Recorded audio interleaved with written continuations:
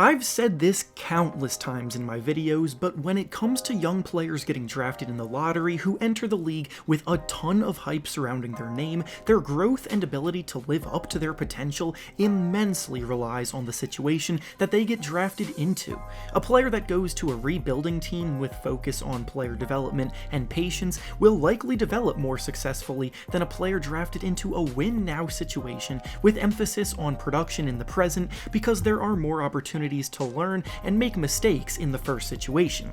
This brings us to the topic of today's video, where we'll be discussing a prospect who, at the time he was drafted, was seen as someone who could have potentially had the highest ceiling in the entire draft class, but now 3 years later is a complete afterthought, being Mo Bamba.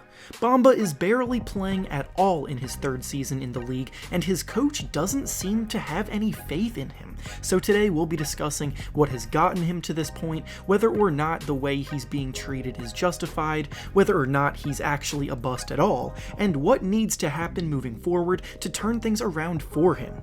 Before we start though, it turns out about 67% of you watching right now aren't even subscribed to the channel, so please, if you enjoy the content, consider hitting the subscribe button, as not only does it help out a ton, but I would also very much appreciate it. Now with that being said, let's begin.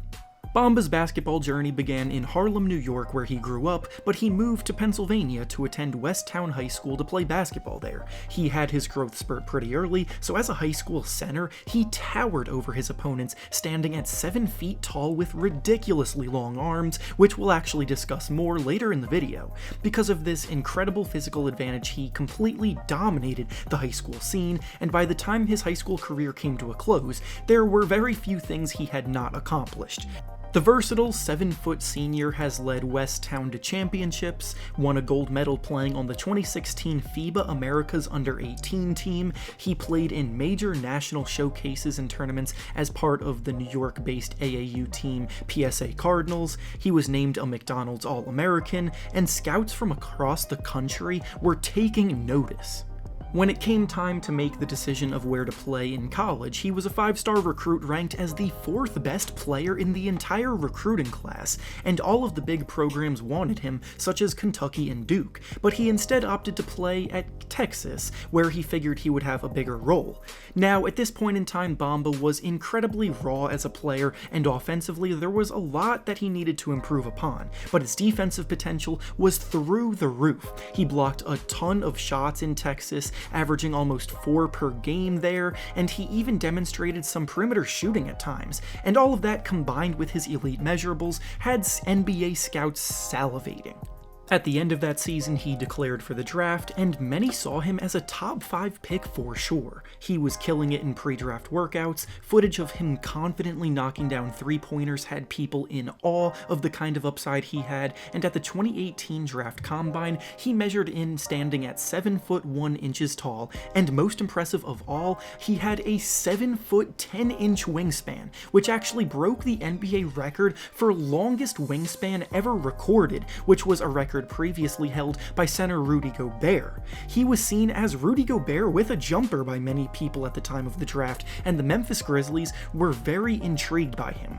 The Grizzlies had the 4th pick in the draft that year and were planning on taking him, but Bamba was incredibly against going to Memphis, and he straight up told them not to draft him, while also refusing to share medical information with them. So instead, they drafted Jaren Jackson Jr., which now, looking back, I'm sure the Grizzlies are pretty happy about, and Bamba is looking back maybe regretting that decision to scorn them. He ended up getting drafted by the Orlando Magic 6th overall that year, and this is where things began to take a turn for the worse. The Magic's best player was center Nikola Vucevic, but at the time, he only had 1 year left on his contract, so after using such a valuable pick on Bamba, who also happens to be a center, many assumed that Vuce would either get traded at some point or leave in free agency. That, however, was not the case, as that very season, Vucevic would emerge emerge and have his best year as a pro, get named to the All-Star team, and the Magic then rewarded him with a new $100 million contract in the offseason for 4 more years. This isn't the end of the world by any means for Bamba, because as I said earlier, he definitely wasn't ready to start out of the gate because of how raw he still was, how thin he still was, and how he needed to put on more muscle to adjust to the NBA game, and he just needed to learn the ins and outs of the center position still. But doing so as a backup is completely acceptable for a player like him. Bamba's rookie season was decent, and he was still blocking a lot of shots, averaging about a block and a half per game off the bench, which equated to about 3 blocks per 36 minutes. But ever since his rookie season, things have been trending in the complete wrong direction, and there are a few big things that play into that.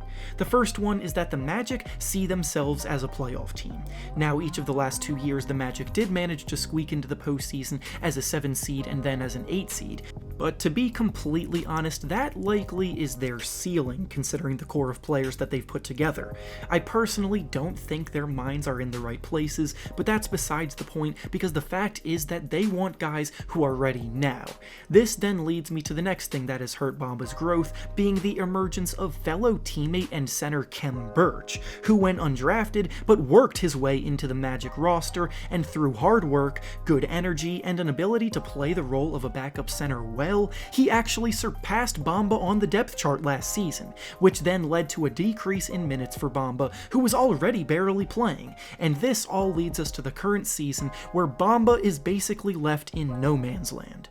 After once being viewed as a player with infinite potential, he barely even sees the court nowadays, making just 9 appearances in games so far this season, with almost all of them being garbage time minutes. He has 2 players ahead of him on the depth chart, and pretty much everybody on the Magic loves Khem Birch and the energy that he brings. When asked about Bamba's minutes, head coach Steve Clifford said in a pretty matter-of-fact way, "As I explained to him, the reality is this. Our best position by far is the 5 spot. By far. Vooch is playing at an all-star level. Khem Birch is not just good now, Khem Birch is having a terrific year. So a lot of it is that. Bamba is playing behind 2 guys who are excelling. Every night it's not close. Our best position is the 5. Even Nikola Vucevic is singing praises for Birch, having said himself that he thinks Khem in this role is one of the best backups in the NBA. He understands his role, he sticks to it, he never steps out of it, he's a great roller, great rebounder, great defender. Whatever is asked of him to do, he does it, so it's very easy for everybody to play with him on the second unit with him out there." Bamba could have entered free agency this upcoming summer, but the Magic actually exercised their team option to bring him back for the final year of his rookie contract, but I can't see any situation where Bamba finds success in Orlando. It would be in the best interest of both the Magic and Bamba himself to seek out a trade so that Bamba can get a fresh start elsewhere that he so desperately needs, while the Magic can use this as an opportunity to try to bring in some value for a guy they clearly don't prioritize. I still think Bamba has the ability to become a terrific player at the NBA level, and the natural gifts he has physically, his ridiculous length, and the untapped offensive potential lead me to believe that there's still a player there. He just needs a team that actually believes in him instead of letting him wither away. And with that being said, that's all I have for you today. Make sure to like the video, subscribe to the channel, and comment down below who you think should trade for Bamba. Thanks for watching, and I'll see you all next time.